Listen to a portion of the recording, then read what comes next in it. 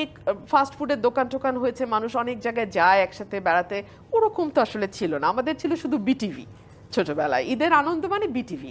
বিটিভিতে আবার কি ইত্যাদি, ইত্যাদিটা আমরা মানে মিস করতাম না, ওটা দেখতেই হবে। আর ঈদ অনুষ্ঠান, ঈদ উপলক্ষে বোধহয় 3 দিন ধরে সিনেমা টিনেমা এগুলো দেখানো হতো, বাংলাদেশের সিনেমা, দেশের বাইরের সিনেমা, এগুলো দেখানো হতো। সো ওই 3টা দিন খুব টিভির সামনে বসে থাকতাম, এটা মনে আছে।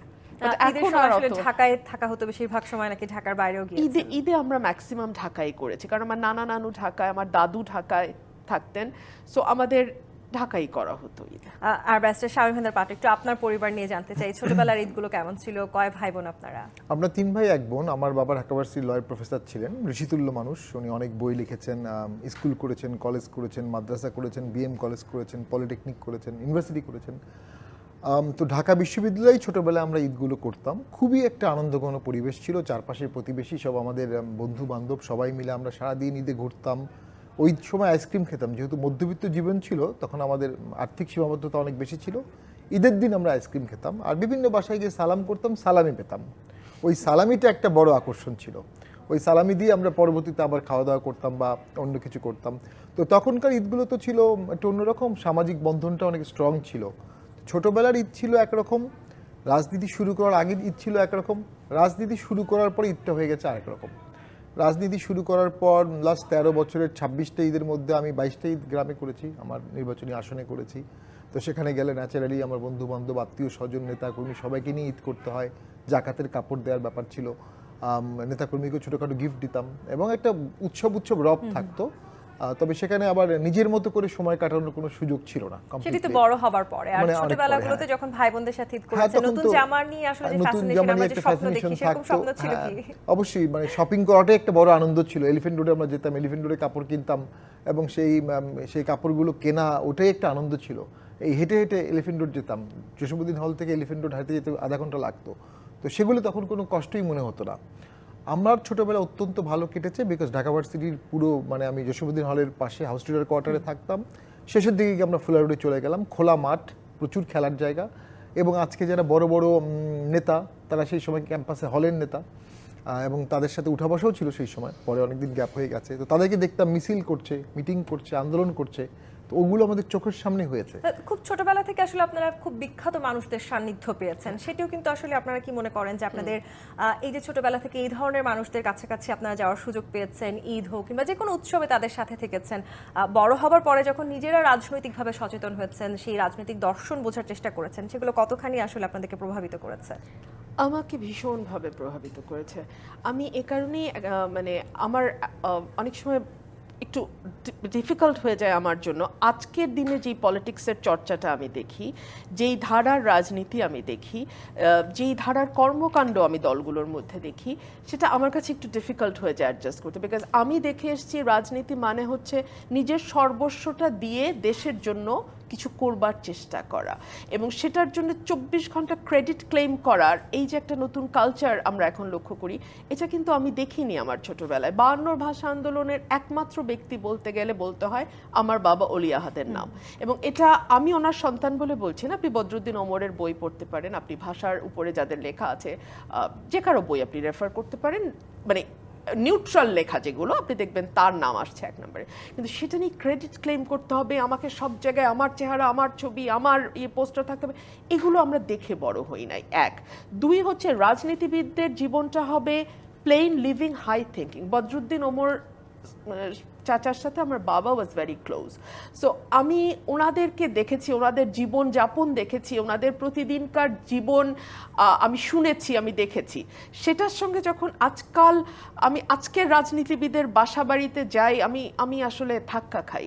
এবং ওনারা আবার যখন আমার বাসায় আসেন, ওনারা বলেন যে মানে আমি তো মুভ করতেই হয়তো পারি অন্য কোথাও, বাট মুভ করতে পারলেই যে মুভ করা যায় না, একজন পলিটিশিয়ানের জীবনযাপনটাও যে তার একটা ছাপ রাখতে হয়, সে রাজনীতিবিদ, সে চাইলেই অনেক কিছু করতে পারে না, অনেক কিছু করা উচিত না, অনেক কিছু করা শোভন না, এই জায়গাগুলোতে আসলে আমার কাছে মনে হয় আমার ছোটবেলার দেখে আসা রাজনীতি আর আমার বড় হয়ে আমার যুক্ত হওয়া রাজনীতির মধ্যে দুস্তর ব্যবধান, এবং সে কারণেই আমাকে রিলেন্টলেসলি একটা ফাইট নিজের সঙ্গে নিজের করতে হয়। আবার যে ব্যবধানের কথা আপনি বলছেন, সেখানে আপনারা খুব ছোটবেলা থেকে দুজনই বলছিলেন যে রাজনীতির সাথে আসলে জড়িত আছেন।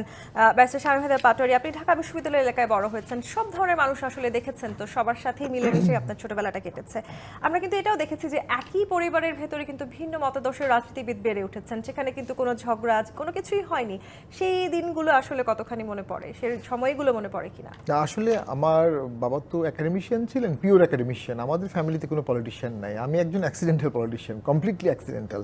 তবে আমার সামনেই আমি 90-এর আন্দোলন দেখেছি, 94-95-এর আন্দোলন দেখেছি, 88-86 এগুলো আমার চোখের সামনে ভেসেছে। ছাত্র পুলিশের মারামারি, জল কামান দেয়া, হল রেড করা, 3তলা থেকে ইলিয়াস আলী জসীমউদ্দিন হল থেকে লাফ দিল, আমানুল্লাহ আমান লাঠি মিছিল করলো, শামসুদ্দিন দুদুভাই ভোটে হেরে গিয়ে বিশাল বড় লাঠি দিয়ে ছাত্রলীগ ছাত্রদলের মারামারি, সবগুলো চোখের সামনে দেখেছি আমরা, একদম জল জল করে জ্বলছে। ওই ভাইব্রেশনটা সামহাও আমার মধ্যে চলে আসছে, এবং ওই ঢাকা ভার্সিটিটাকে আমি খুব ডেসপারেটলি মিস করি। এবং বিগত সরকারের আমলে যেটা হয়েছিল, এই 17 বছরে ওই ঢাকা বিশ্ববিদ্যালয়টা হারিয়ে গেছে। ওই ঢাকা ভার্সিটি ফিরে আসবে কিনা আমি জানি না, যে ঢাকা বিশ্ববিদ্যালয়কে সরকার ভয় পাবে, যে ঢাকা বিশ্ববিদ্যালয় যে কোনো অন্যায়ের প্রতিবাদ করলে দেশ কেঁপে উঠবে, যে ঢাকা বিশ্ববিদ্যালয় পৃথিবীর মধ্যে একমাত্র ইউনিভার্সিটি যেটা ভাষা আন্দোলন করেছে, যেটা 71 আন্দোলন করেছে, সকল আন্দোলন করেছে। তো সেটা আর ফিরে আসবে বলে মনে হয় না, সেটাকে আমি খুব ডেসপারেটলি মিস করি। পাশাপাশি আমার হিস্ট্রি নিয়ে পড়ার খুব ইচ্ছা ছিল, আমার হিস্ট্রি খুবই ভালো লাগে, এখনও ভালো লাগে। বাই দ্য ওয়ে, আমি প্রচুর হিস্ট্রিক জায়গা ভিজিট করেছি, ইন্ডিয়ার 70% জায়গা ভিজিট করেছি, উজবেকিস্তান গেছি, আর অনেক জায়গায় গেছি যেখানে হিস্ট্রি যেখানে পড়েছি যাওয়ার চেষ্টা করেছি।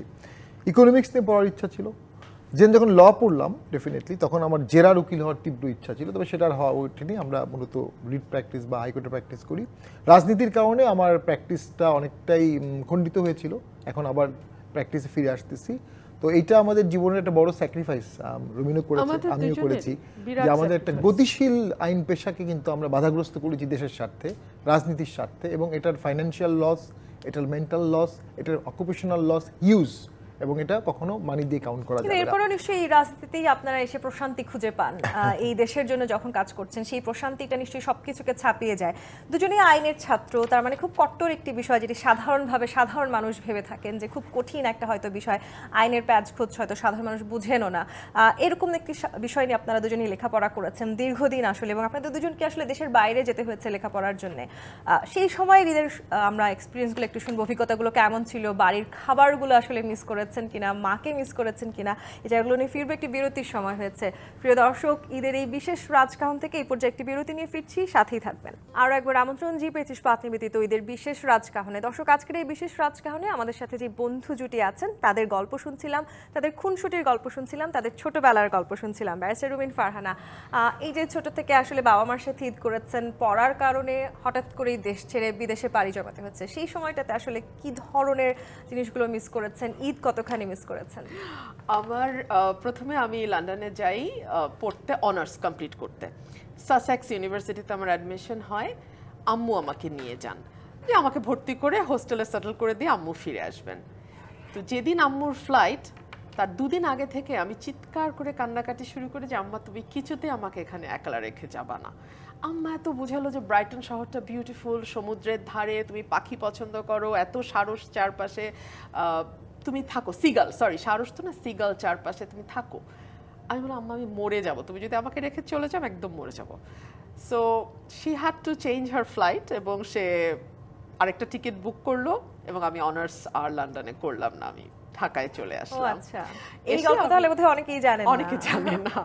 আমি university of London external course করলাম, অনার্সটা আমি এখান ঢাকা থেকে করলাম। পরে যখন আমি বার করতে গেলাম লন্ডনে, আমি ওখানে 9 মাস ছিলাম, একদিনও বেশি থাকিনি। যেদিন আমার কল টু দ্য বার হয়েছে সন্ধ্যায়, পরদিন সকাল 7টার ফ্লাইটে আমি ঢাকায় চলে এসেছি। আমি 1 ঘন্টাও বেশি লন্ডনে। তার মানে কি আসলে যে রুমিন ফারহানাকে আমরা খুব অ্যাগ্রেসিভ কিংবা আসলে সব সময় খুব ঘরকুনে মানুষ, আমি খুবই ঘরকুনে, এবং আমার জগৎটা না খুবই আমার পিতামাতা কেন্দ্রিক। হ্যাঁ, আমার জগৎটা এরকম থাকে না, মানুষের অনেক বন্ধু বান্ধব, অনেক আড্ডাবাজি। আমি একেবারেই ওরকম না, আমার খুব বেশি বন্ধু বান্ধব নাই, 4-5টা বন্ধু আছে স্কুলের, একদম স্কুল থেকে আমরা বড় হয়েছি। হোলি ক্রস স্কুলে ছিলেন, সেই সময় ডিবেট করেছেন, এর পাশাপাশি আর কি করতেন? আমি নাচ শিখতাম, আমার ক্লাস 8 পর্যন্ত আমি নাচ করেছি। যাক, তার মানে রুমিন ফারহানার আসলে অনেকগুলো গুণে গুণান্বিত আমরা জানতে পারলাম যে নাচও শিখেছেন রুমিন ফারহানা। এরপরে যখন বাইরে কাজ থেকেছেন লেখাপড়ার কারণে বা আসলে কাজের কারণে তো বিদেশে থাকতে হয়েছে আপনাদেরকে, ঈদের দিন কখনো কাটিয়েছেন দেশের বাইরে? ও মাই গড, হ্যাঁ, 9 মাসের মধ্যে তো ঈদ দুটো ছিল, কিন্তু ওই ঈদ আমি কোনো ঈদ হিসেবে বোধই করিনি। ক্লাস করেছি, কাজ করতে হয়েছে আমাকে, আর তাছাড়া আব্বু ওই সময় অসুস্থ হয়ে যান। আমি বার করতে যখন যাই তার 7 দিন পরেই আব্বু পড়ে যান এবং উনি হিপ জয়েন্ট ওনার ভেঙে যায়, অপারেশনও করতে হয়, একটা মেজর অপারেশন। সো ওই সময়টা আমার কাছে মনে হয় যে আমার সারা জীবনে এত খারাপ সময় আর বোধহয় আসে নাই। সো আমার বিদেশে পড়াশোনা করার স্মৃতি বললে আমার ভয় হয়, আমার খুব ভালো স্মৃতি ওটা না। আর আমার বোন ছিলেন, আমার ফুফাতো বোন, উনি আমাকে প্রায় মাসখানেকের রান্না করে দিয়ে যেতেন, ফ্রিজে থাকতো ওগুলা, ডিপে থাকতো, আমি জাস্ট গরম করতাম। আর নিজে শুধু একটা জিনিসই রান্না করতে পারতাম, ক্যাবেজ দিয়ে নুডলস, ওটা আমি খুব ভালো রান্না করতে পারতাম। আমরা তাহলে কোনো না কোনো একদিন আপনার হাতে হ্যাঁ, সেই please। নুডলস খেতে নিশ্চয়ই যেতে পারি। ব্যাসের স্বামীদের পাউডারে সেই নুডলস খাওয়ার সৌভাগ্য হয়েছে কি বন্ধু হিসেবে? না না, কখনোই হয়নি। আমি তো ছিলাম উদয়ন স্কুলের ছাত্র ছিলাম একদম অল থ্রু, দেন নরডেম কলেজের ছাত্র ছিলাম মানবিক বিভাগে, এবং আমার এসএসসি রেজাল্ট খুবই খারাপ ছিল। স্কুলে অলওয়েজ ফেল করতাম, কখনো কথা বলতে পারতাম না, খুবই ইন্ট্রোভার্ট, কখনো শাই, কথা বলতে খুব পারতেন কম না? আর কি, কথা বলতাম খুব কম। তুমি সত্যি কথা বলো, ওগুলো কোনোটাই বিশ্বাসযোগ্য না। আমরা যে টক শো করছি এটা দেখে আমার টিচাররা ফোন দিয়ে আমাকে বলে তুমি টক শো করতে পারবে, আমরা জীবনে কল্পনাও করি নাই। তো আমি একটা কেস স্টাডি তাদের জন্য, যে স্কুলে যে ছেলেটা কখনো কথা বলেনি সে টক শো করে বেড়াচ্ছে। দারুণ। 4 মার্কের জন্য আমার এসএসসি রেজাল্ট খারাপ হয়, স্টার মার্কস পাই না, একটা ফ্যামিলি ইস্যু ছিল। এসএসসিতে আমি নরডেমে ভর্তি, এটা আমার বাবা করে দেন, এক্স্যাক্টলি 4 মার্ক বেশি পাই আমি স্টার মার্ক সহ। নরডেম কলেজে আমি একমাত্র স্টার মার্কস পেয়েছিলাম, এবং আমার বাবা তখন আমাকে বললেন তোমাকে ঢাকা ইউনিভার্সিটি পড়া যাবে না, তুমি দ্রুত একটি প্রাইভেট ইউনিভার্সিটি লতে ভর্তি হও, ঢাকা ইউনিভার্সিটিতে, বিকজ তোমাকে দ্রুত বারোটলা করতে হবে। তবে আমি একসাথে কিন্তু ল এবং ইন্টারন্যাশনাল রিলেশনস পড়েছি। ইন্টারন্যাশনাল রিলেশনস পড়তাম ঢাকা বিশ্ববিদ্যালয়ে, আর ল পড়তাম ঢাকা ইন্টারন্যাশনাল ইউনিভার্সিটি। দেন আমি 4 বছরের মধ্যে ল হয়ে গেল, পরে ইউনিভার্সিটি অফ লন্ডনে গিয়ে 2 বছরে ল করলাম, 9 মাসে বারোটলা করলাম। লন্ডনে গিয়ে আমি জীবনে প্রথম রান্না করি, প্রথম পানি গরম করি, ইনফ্যাক্ট প্রথম পানি গরমটাই আপনার প্রথম রান্না, কারণ মা ছিলেন ন্যাচারালি, এবং রান্না খুব ভালো করতাম। আস্তে আস্তে আমি মুরগি রান্না করতে পারতাম। আমি রুমিন আপার খাওয়ার সৌভাগ্য হয়েছে? না, জীবনে দাওয়াত দেয় না। আমরা মাছ রান্না করতাম, আমি নুডলস রান্না করতে পারতাম, চমৎকারভাবে নুডলস রান্না করতাম। এবং ওখানে গিয়ে আমি রাষ্ট্র দেখলাম, রাষ্ট্র কাকে বলে, ওখানে customer service, customer is always right, এবং পুলিশ কিভাবে ব্যবহার করে, কিভাবে ট্রান্সপোর্ট, কেউ রাস্তায় অজ্ঞান হয়ে পড়ে গেল, সাথে সাথে 999 কল করলে অ্যাম্বুলেন্স চলে আসছে, এটা আমার চোখের সামনে দেখা। এবং এটা আমাদের প্রত্যেক রাজনীতিবিদের একটা সার্টেন সময় বিদেশে থাকা উচিত। খুব দুঃখ লাগে যে ওগুলো আমরা বাংলাদেশে কোনো ইমপ্লিমেন্ট করতে পারিনি, সেই সুযোগও পাইনি, এবং বাংলাদেশ এর থেকে যোজন দূরে আছে। ইউনিভার্সিটি অফ লন্ডনে যখন পড়েছি তখন বুঝলাম বাংলাদেশের পড়ালেখা আর ইংল্যান্ডের পড়ালেখার মধ্যে কতটা পার্থক্য। অ্যাপ্রোচ, অ্যানালাইসিস, রিসার্চ, গবেষণা টোটালি ডিফারেন্ট, অ্যাপ্রোচটাই ডিফারেন্ট। বায়োটলা যখন করলাম তখন দেখলাম যে আসলে মানে কত অ্যাডভান্সভাবে আমাদের শিখিয়ে দিয়েছে। প্র্যাকটিক্যালি যখন বায়োটলা পাস করলাম তখন আমার কাছে মনে হয়েছে পৃথিবীর যে কোনো দেশের যে কোনো কোর্টে যে কোনো লেভেলের লয়ারের সাথে আমি হিয়ারিং করতে পারবো। বাংলাদেশে এসে দেখলাম এগুলোর কোনো ইমপ্লিকেশন নাই, একটুকু নাই। আস্তে আস্তে বাংলাদেশে আমরা আবার ট্রেডিশনাল লয়ারের মতোই হয়ে গেলাম ধীরে কিন্তু ধীরে। সেই স্বপ্নটা তো নিশ্চয়ই আপনারা লালন করছেন, বাংলাদেশকেও ঠিক সেই জায়গাটিতে নিয়ে যাবার। এবং এই যে স্বপ্নটা আপনারা লালন করছেন, আপনারা নতুন বাংলাদেশ দেখতে চান, দুজনই আপনারা নতুন রাজনীতিবিদ, তরুণ রাজনীতিবিদ, এই জার্নিটাও তো আসলে